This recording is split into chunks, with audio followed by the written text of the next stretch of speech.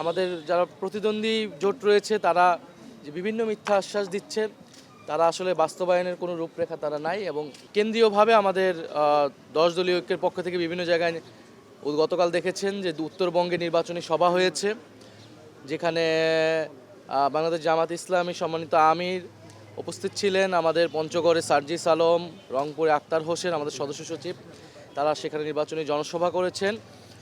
আমাদের কেন্দ্রীয় নির্বাচন পরিচালনা কমিটি থেকেও গণভোটের পক্ষে সারা দেশে ক্যাম্পেইনের জন্য আমরা কাজ করতেছি।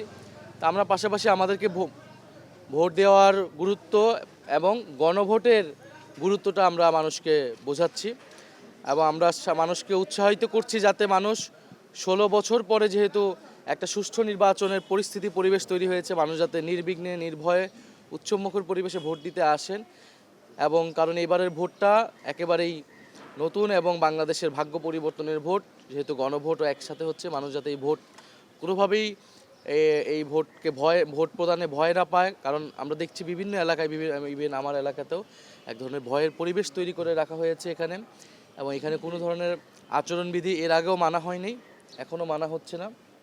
পোস্টার থেকে শুরু করে এই বিদ্যুতের তারে পোস্টার ঝুলানো হচ্ছে এবং আমাদের যেই ব্যানার বা বিভিন্ন জায়গায় আমরা আচরণবিধি মেনে যতটুকু আমরা প্রচারণা কার্য করছি সেখানে বাধা দেওয়া হচ্ছে, ব্যানার ছিঁড়ে ফেলা হচ্ছে এবং আপনারা দেখেছেন ইতিমধ্যে ইলেকশন কমিশনের চাপ প্রয়োগ করে গণভোটে প্রচারণার জন্য শোকজ তারা নিয়ে এসেছেন বিএনপির পক্ষ থেকে, অথচ তারা নিজেরাই আচরণবিধি কিন্তু কোনোভাবেই মানছেন না এবং বিভিন্ন জায়গায় এই যে ফ্যামিলি কার্ড, কৃষক কার্ড ইত্যাদির নামে আসলে এক ধরনের ভোট কেনার এক ধরনের আসলে এটা প্রক্রিয়া, এক ধরনের কৌশল তারা আসলে অবলম্বন করতেছে।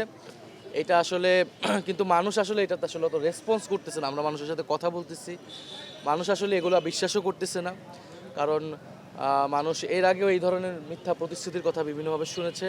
মানুষ আগের থেকে যথেষ্ট পরিমাণ সচেতন, মানুষ আসলে প্রশ্ন করে, আমাদেরকে প্রশ্ন করে যে একটা প্রতিশ্রুতি দিলেই হয় না, কীভাবে সেটা বাস্তবায়নযোগ্য হবে।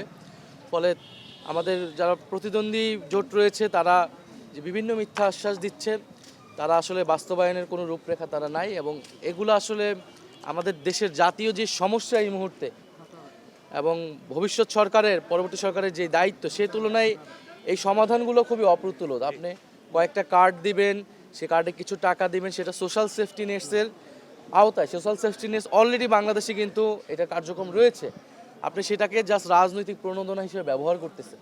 এই বিষয়গুলো তো মানুষ বুঝে। আপনি বলছিলেন যে এমন এমন আশ্বাস দেওয়া হচ্ছে যেগুলোর আসলে উপযোগিতা, কার্যকারিতা খুব একটা নেই, কিন্তু এই আজকের আপনার ঢাকা 11 আসনে আপনি ভোটারদের কি বলবেন, এখানের মূলত কি ধরনের সমস্যা সমাধানে আপনি তাদের আশ্বাস দিবেন?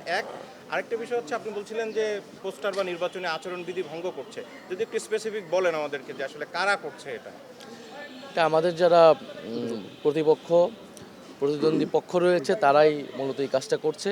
এর আগেও করেছে, যখন নির্বাচনী প্রচারণার সুযোগ ছিল না তারা শোকসভার নামে, এটার নামে সেটার নামে আসলে প্রচারণা চালিয়েছে। এগুলো আসলে আমরা অত বলতে চাই না, এটা ইলেকশন কমিশনেরই দায়িত্ব। আমরা আমাদের কাজটাই আসলে করতে চাই।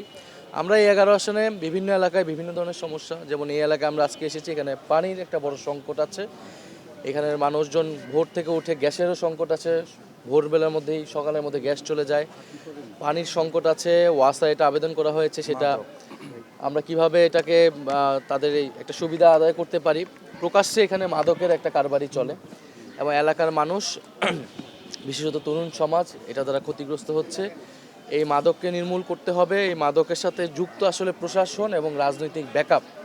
ফলে এই দুইটাকেই আমাদেরকে যদি আমরা দূর করতে পারি, এই মাদক সমস্যা সমাধান সম্ভব।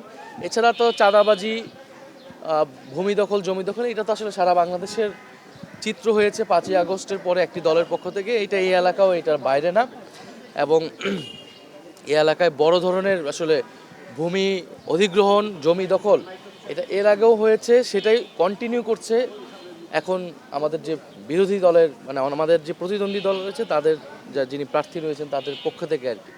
ফলে আমরা মানুষকে এই কমিটমেন্টের জায়গাটা দিচ্ছি। এছাড়া আমরা জাতীয় পর্যায়ে আমাদের যে কমিটমেন্ট আছে দুর্নীতি, বৈষম্য এবং আধিপত্যবাদের বিরুদ্ধে সংস্কারের পক্ষে, সেই প্রতিশ্রুতিগুলো আমরা মানুষের কাছে দিচ্ছি।